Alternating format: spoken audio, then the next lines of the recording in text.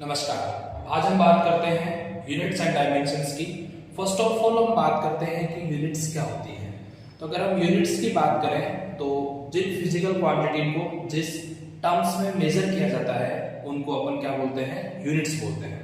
उसके बाद हम बात करें डायमेंशंस की, तो जो फिजिकल क्वांटिटी होती है वो कहाँ तक एक्सपेंड है, मतलब कहाँ तक उनका विस्तार है, उसको अपन क्या बोलते हैं, यहाँ पे डायमेंशन बोलते हैं। अब हम यहाँ सबसे पहले यूनिट्स के बारे में बात करें तो हमारी जो यूनिट्स होती हैं वो दो टाइप की होती हैं। फर्स्ट होती है हमारी फंडामेंटल यूनिट्स और सेकंड होती है हमारी डिराइव्ड यूनिट। जो फंडामेंटल यूनिट्स होती हैं वो यूनिट्स होती हैं जिनको किसी दूसरी फिजिकल क्वांटिटी से मेजर नहीं किया जा सकता। जो कोई दूसरी यूनिट अगर मेजर नहीं होगी तो हम उसको क्या बोलेंगे, यहाँ पे फंडामेंटल यूनिट्स होंगे। और जो किसी दूसरी यूनिट से जिनको डिराइव किया जा सके, यानी जिनको उत्पन्न किया जा सके, उनको अपन बोलते हैं यहाँ पे डिराइव्ड यूनिट। तो सबसे पहले हम बात करें फंडामेंटल यूनिट्स की। तो जो हमारी फंडामेंटल यूनिट्स होती हैं वो टोटल 7 होती हैं। कितनी होती है? टोटल 7 होती हैं। Mass, length, time, electric current, temperature, amount of substance और ल्यूमिनस इंटेंसिटी। ये क्या होती है? हमारी फंडामेंटल यूनिट्स फिजिकल क्वांटिटीज है। अब इन फिजिकल क्वांटिटीज के हम यूनिट्स निकालेंगे तो ये जो है इनको फंडामेंटल यूनिट्स बोलते हैं। फंडामेंटल यूनिट मास का क्या होगा? किलोग्राम, जिसको हम क्या बोल सकते हैं, केजी बोल सकते हैं। उसके अलावा लेंथ, लेंथ का क्या होता है? मीटर, जिसको अपन एम से रिप्रेजेंट कर सकते हैं। वैसे ही टाइम का क्या होता है? सेकंड, जिसको हम किससे रिप्रेजेंट कर सकते हैं? T1 से रिप्रेजेंट कर सकते हैं। इलेक्ट्रिक करंट को हम एम्पियर से रिप्रेजेंट कर सकते हैं, यानी इसको हम कैपिटल ए से भी रिप्रेजेंट करते हैं। यहाँ पे टेम्परेचर जो यूनिट होती है उसको केल्विन, कई बार केल्विन में मेजर नहीं कर हम इसको डिग्री सेल्सियस में मेजर करते हैं, तो डिग्री सेल्सियस भी हमने यहाँ पे लिखा हुआ है। ठीक है, इसको अपन क्या लिख सकते हैं यहाँ पे? Degree Celsius. तो ये आपका डिग्री सेल्सियस हो गया। उसके अलावा हम यहाँ पे बात करें अमाउंट ऑफ सब्सटेंस की, तो अमाउंट ऑफ सब्सटेंस की जो यूनिट होती है उसको मोल बोलते हैं, और मोल को अपन MOL से भी रिप्रेजेंट करते हैं। ठीक है, उसके बाद हमारी जो लास्ट फिजिकल क्वांटिटीज है उसको बोलते हैं ल्यूमिनस इंटेंसिटी। जो ल्यूमिनस इंटेंसिटी होती है उसकी जो यूनिट होती है यहाँ पे वो क्या होती है? कैंडेला होती है, जिसको अपन क्या बोलते हैं? जनरली CD से रिप्रेजेंट करते हैं। तो ये तो हो गई आपकी फंडामेंटल यूनिट्स, और इनको बोलते हैं फंडामेंटल फिजिकल क्वांटिटी। अब सर फिजिकल क्वांटिटी क्या होती है? फिजिकल क्वांटिटी उन क्वांटिटीज को बोला जाता है जिनको मेजर किया जा सके, मतलब those quantity which can be measured, that is fundamental quantity. तो फंडामेंटल क्वांटिटी जो फिजिकल क्वांटिटी है ये फंडामेंटल फिजिकल क्वांटिटी है। उसके बाद ये आपकी यूनिट्स हैं जिनको अपन बोलते हैं फंडामेंटल यूनिट्स। ये आपकी डायमेंशंस होंगे जिनको अपन फंडामेंटल डायमेंशंस भी बोल सकते हैं। सर कैसे? देखो यहाँ पे किलोग्राम जो होता है उसको हम कैपिटल M1 से लिखते हैं। जिसकी यूनिट, जिस फिजिकल क्वांटिटी की यूनिट मीटर होती है उसको अपन L1 से लिख सकते हैं। जिस फिजिकल क्वांटिटी की यूनिट सेकंड होती है उसको अपन T1 बोल सकते हैं। जिसकी एम्पियर होती है उसको A1 बोल सकते हैं। वैसे ही केल्विन को K1 से रिप्रेजेंट किया जाएगा। कहीं कहीं पे ये डिग्री सेल्सियस में लिखा होगा। उसके बाद हम बात करें मोल की, तो यहाँ पे मोल इस तरीके से लिखेंगे, कैंडेला को CD हम शॉर्ट फॉर्म में इस तरह लिखेंगे। तो ये तो हो गई अपनी फंडामेंटल फिजिकल क्वांटिटी, ये हो गई फंडामेंटल यूनिट्स, और ये हो गई आपके फंडामेंटल डायमेंशंस। तो फंडामेंटल टॉपिक आपका कंप्लीट। उसके बाद हम बात करते हैं डिराइव्ड यूनिट की। ये ऐसी यूनिट्स होती है फंडामेंटल, किसी से डिराइव नहीं होती, लेकिन डिराइव्ड जो यूनिट्स होती हैं उनको अपन किससे डिराइव करते हैं? फंडामेंटल से। चलो देखते हैं कैसे करते हैं फंडामेंटल से। तो यहाँ ध्यान देना, इसमें मोस्टली जो इंपॉर्टेंट चीज होती है वो होती है फिजिकल क्वांटिटी का फॉर्मूला पता होना चाहिए। अगर आपको फॉर्मूला पता है तो अपन इसको फंडामेंटल जो भी हमारी यूनिट, जो डिराइव यूनिट होती है उनको फंडामेंटल से इजीली कैलकुलेट कर लेंगे। अगर आपको फॉर्मूला नहीं पता है तो फिर दिक्कत हो सकती है, तो आपको फिर ये यूनिट्स को मतलब रट नहीं सकते आप डायमेंशंस को, यूनिट्स को, तो इनको तो अपने को कैलकुलेट करना आना चाहिए। तो देखो यहाँ पे जैसे मैंने कहा मेरे पास फिजिकल क्वांटिटी है एरिया। अब एरिया का एक पॉपुलर फॉर्मूला है L/D, लेंथ इनटू ब्रेड्थ। अब देखो लेंथ, देखो यहाँ पे लेंथ की यूनिट क्या होती है? मीटर। तो मैंने लेंथ की यूनिट क्या लिखी यहाँ पे? मीटर। और हमारी ब्रेड्थ की यूनिट भी क्या होती है? यहाँ पे मीटर होती है। तो मैंने इसको भी क्या लिखा है यहाँ पे? मीटर। तो ये मीटर इनटू मीटर क्या हो जाएगा आपका? मीटर स्क्वायर हो जाएगा। तो ये मीटर स्क्वायर। अब मीटर स्क्वायर की डायमेंशन देखिए तो ये आपका क्या हो जाएगा? L2। इसको अपन क्या बोलते हैं? L2 बोलते हैं। L के ऊपर स्क्वायर क्या बोलेंगे? इसको अपन L2 बोलेंगे। उसके बाद हम दूसरी फिजिकल क्वांटिटी की बात करें तो वॉल्यूम आ जाता है। अब वॉल्यूम का फॉर्मूला में वैसे लिखा हुआ है, अगर आपको नहीं भी लिखा हो तो याद होने चाहिए भाई, जब आप डायमेंशंस निकाल सकते हो। ठीक है ना? फिर ये जो फंडामेंटल होती है तो टोटल 7 होती है, लेकिन ये 7 नहीं होती है, तो बहुत सारी होती है।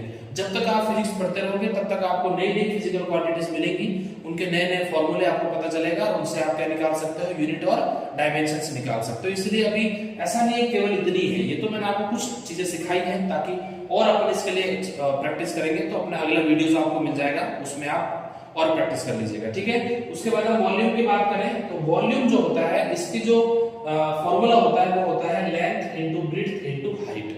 तो लेंथ की यूनिट होती है मीटर, ब्रेड्थ की भी क्या होती है मीटर, और हाइट की भी क्या होती है मीटर। तो metre into metre into metre, उसको क्या बोल सकते हैं अपन, मीटर क्यूब बोल सकते हैं। जैसे मैंने कहा था कि m स्क्वायर का l स्क्वायर होता है डायमेंशन, वैसे ही यहाँ पे m क्यूब का क्या हो जाएगा आपका l क्यूब हो जाएगा, ठीक है।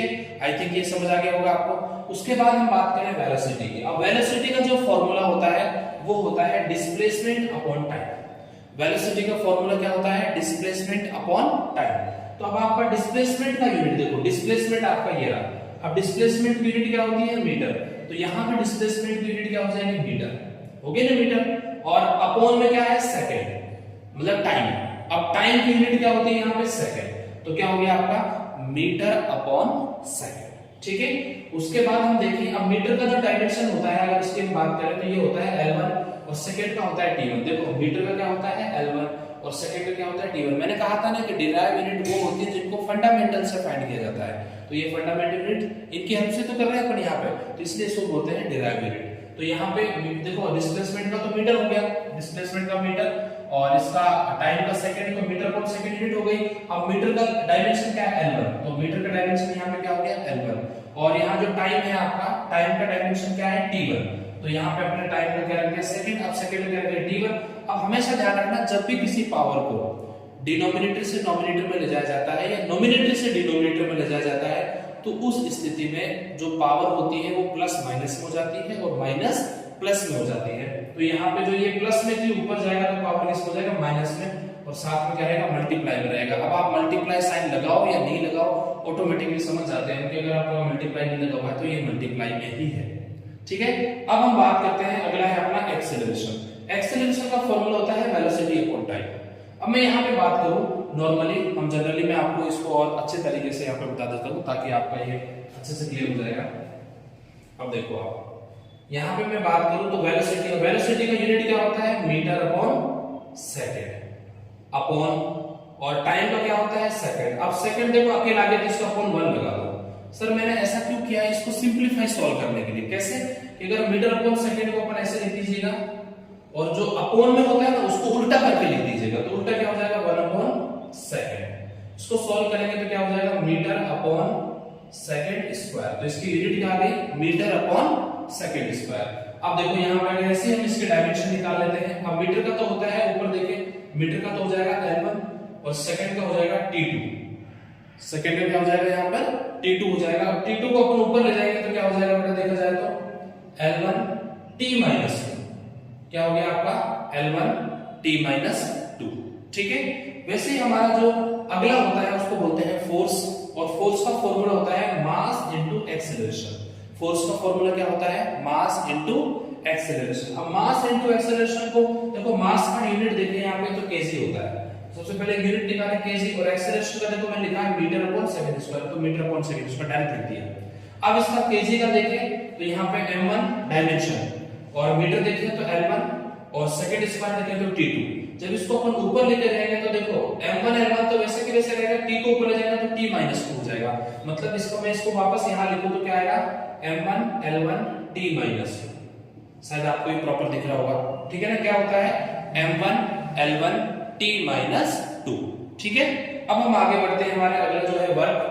वर्क का फॉर्मूला होता है फोर्स इनटू डिस्प्लेसमेंट। क्या होता है, फोर्स इनटू डिस्प्लेसमेंट। तो मैं यहाँ इसको हटा देता हूँ, यहाँ पे इसको थोड़ा और अच्छे से आपको वाइडली समझा देता हूँ ताकि आप इसको प्रॉपर ढंग से समझ जाए। अब देखो अपना वर्क जो होता है उसका फॉर्मूला क्या होता है, फोर्स इनटू डिस्प्लेसमेंट। तो अब फोर्स का यूनिट देखिए अपन, तो फोर्स का यूनिट जो होता है वो होता है KG metre upon second square. तो इसका हो गया KG metre upon second square, ये तो हो गया इसका यूनिट। और डिस्प्लेसमेंट का होता है मीटर। इसको कोई सॉल्व करें तो देखो केजी मीटर इनटू मीटर क्या हो जाएगा, मीटर स्क्वायर। तो KG metre square upon second square, तो क्या आ गया इसका यूनिट आ गया। क्या आ गया KG metre square upon second square. अब इसके हम डायमेंशन फाइंड करते हैं। अब डायमेंशन देखो केजी का क्या हो जाएगा आपका m1 और मीटर का क्या हो जाएगा यहाँ पे L2। देखो मीटर स्क्वायर है ना तो L का स्क्वायर हो जाएगा अपॉन यहाँ पे T2 हो जाएगा। इसको सॉल्व करोगे तो T ऊपर जाएगा तो ये हो जाएगा m1 L2 और नीचे से लिखेंगे तो ये हो जाएगा T-2। क्लियर? तो m1 L2 T-2। ठीक है। अब ऐसे हम और भी यूनिट्स निकाल सकते हैं। जैसे देखो मैं और एग्जांपल देता हूं आपको। वर्क के अलावा हम पावर की बात कर लेते हैं। पावर का फॉर्मूला होता है वर्क अपॉन टाइम। क्या होता है? Work upon time.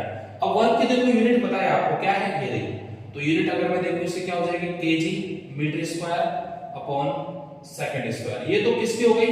वर्क की हो गई। अपॉन बड़ा सा लगाया करो। इसमें समस्या क्या होती है कि अगर अपन छोटे लगाएंगे ना तो ये क्या है कि आपको मिक्स हो जाएगा, पता ही नहीं चलेगा कि अपॉन में कौन था और बिलो में कौन है। अब यहाँ पे KG metre square second square. अब टाइम की बात करें तो टाइम का होता है सेकंड। अब देखो ये तो डिनोमिनेटर न्यूमरेटर में है, ये केवल न्यूमरेटर में है, तो अपन इसको डिनोमिनेटर में बदलेंगे तो ये न्यूमरेटर बदल गया तो सेकंड अपॉन 1 हो गया। इसको अपन आगे लिखेंगे तो ऐसे लिख सकते हैं। इसको तो ऐसे कैसे लिख दो KG metre square upon second square.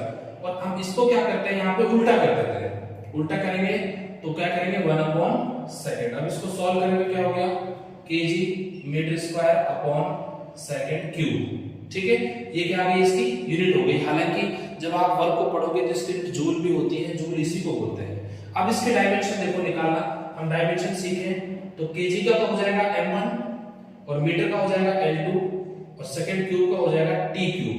अब T क्यूब को ऊपर ले जाना पड़ेगा तो क्या हो जाएगा m1 L2 T-3। तो ये क्या हो गया m1 L2 T-3। तो इस तरीके से हमने इस पावर की भी डायमेंशंस को फाइंड कर लिया। मैंने आपको केवल यहाँ थोड़ा सा बेसिक बताया है यूनिट और डायमेंशंस के बारे में। समय बीतेगा हम और इस पर प्रैक्टिस करेंगे, तो उसके लिए मैं आपको एक अलग वीडियोस बनाऊंगा ताकि उसमें आप और ज्यादा प्रैक्टिस कर सको।